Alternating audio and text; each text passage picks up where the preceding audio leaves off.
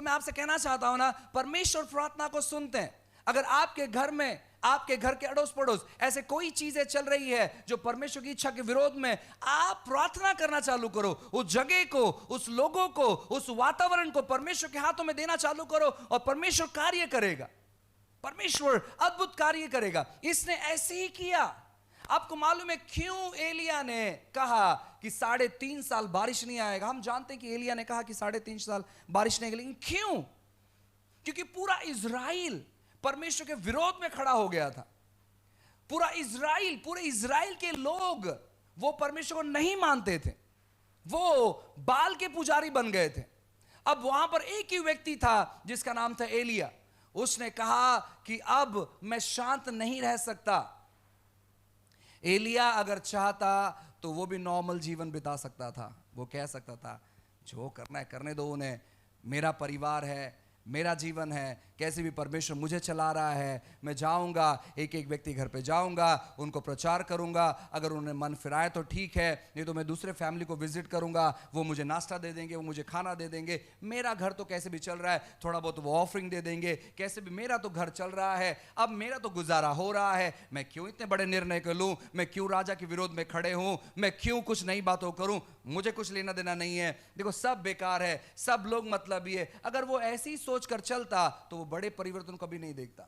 उसने क्या किया? उसने कहा मेरा समय, एक तो मैं जिंदा रहूंगा परमेश्वर के लिए, या तो फिर मैं परमेश्वर के लिए मरने के लिए स्वीकार करता हूं। राजा को जाकर धमकाना यह सामान्य बात नहीं है, यह बहुत कठिन बात है। और वो भी ऐसा राजा जो पूरे इज़राइल पर राज्य करता हो। वहां पर इस राजा को जाकर यह कहता है कि परमेश्वर का नबी होने के नाते, मैं भविष्यवक्ता होने के नाते मैं कहता हूं तुझसे कि जब तक मैं नहीं कहूंगा तब तक बारिश नहीं आएगा। और वो कहने से पहले वो परमेश्वर के साथ वाचा बांधता है, वो प्रभु से प्रार्थना करता है, वो प्रभु का सुनता है, वो प्रभु से कहता है कि परमेश्वर मैं अब जाकर ये डिक्लेयर करने पर हूं और आप प्रॉमिस करो कि आप बारिश नहीं भेजोगे। जब वो राजा के सामने आता है तो वो कहता है कि मैं यहोवा के उपस्थिति से आया हूं तुझे ये कहने के लिए कि 3.5 साल तक बारिश नहीं आएगा। जब तक मैं नहीं कहूं तब तक बारिश नहीं आएगा, ऐसे वो कहता है। जब तक मैं नहीं कहूं, वो 3.5 साल हो सकता है या वो 350 साल भी हो सकता है, जब तक मैं नहीं बोलूंगा तब तक बारिश नहीं आएगा। राजा को लगा ये मजाक कर रहा है, ये शायद सठिया गया है, इसके लोग इसके परमेश्वर को नहीं मानते, इसलिए इसका दिमाग खराब हो चुका है। और बाइबल कहते जैसे ही उन चीजों को उसने डिक्लेयर किया वो वहां से गायब हो गया।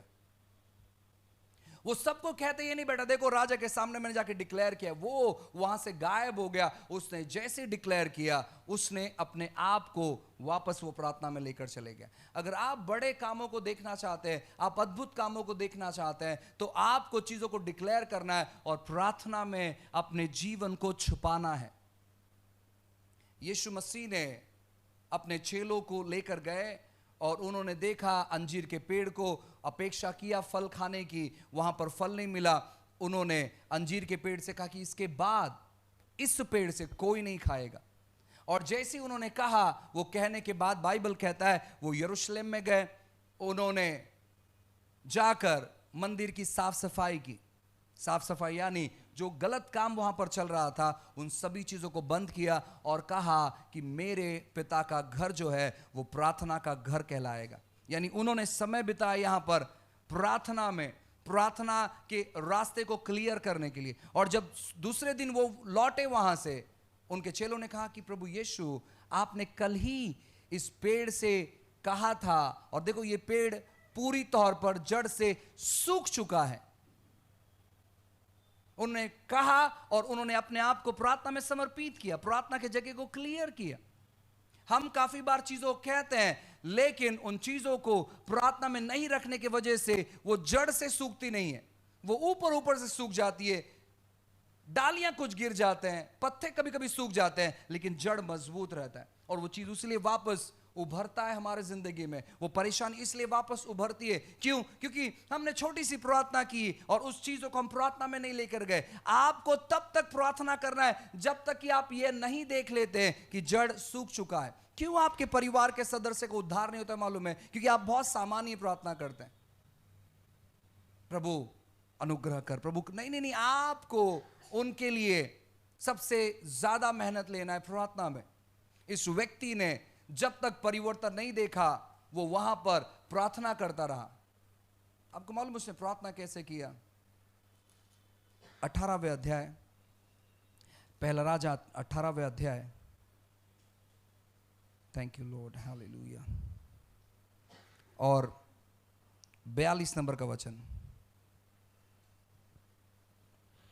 तब अहाब खाने पीने चला गया और एलिया कर्मेल की चोटी पर चढ़ गया और भूमि पर गिरकर अपना मुंह घुटनों के बीच किया। ठीक है, बाइबल कहता है कि जब इस व्यक्ति ने डिक्लेयर किया बारिश आने के लिए, ये वो शास्त्र भाग है जहां पर 3.5 साल पूरे हो चुके थे। उसने राजा से बात किया, देखो क्या कहता है वो 41 नंबर के वचन में। फिर एलिया ने अहाब से कहा, उठकर खा पी, क्योंकि भारी वर्षा की सनसनाहट सुन पड़ती है। ठीक है, अब यहां पर वो बात करता है, राजा से कहता है कि जा खा पी ले, क्योंकि मैं सुन रहा हूं कि भारी बारिश आने पर है। और ये राजा क्या करता है मालूम है? खाने पीने चले जाता है। लेकिन एलिया क्या करता है मालूम है? एलिया एक बड़े पहाड़ पर चढ़ जाता है और वहां पर वो प्रार्थना करता है। इसने डिक्लेयर किया कि मैं सुन रहा हूं कि भारी वर्षा आने पर है, बहुत ज्यादा बारिश आने पर है। हालांकि वहां पर कोई आवाज नहीं था, वहां पर कोई बिजली नहीं कड़क रही थी, वहां पर कोई चिन्ह नहीं था, लेकिन ये इसने डिक्लेयर किया कि अब भारी बारिश आने का आहट में सुन रहा हूं, आवाज में सुन रहा हूं, जा खा पी ले। और यह व्यक्ति कहने के बाद एलिया पर्वत पर चढ़ जाता है, अपने सर को अपने घुटने के बीच में डालता है, झुकता है वो और प्रार्थना करता है कि परमेश्वर बारिश को भेज, प्रभु बारिश को भेज, परमेश्वर वर्षा होने दे। यहां पर ये डिक्लेयर करता है, यहां पर ये परमेश्वर के सामने खुद को नम्र करता है, नमन करता है और ये प्रार्थना करना जारी करता है।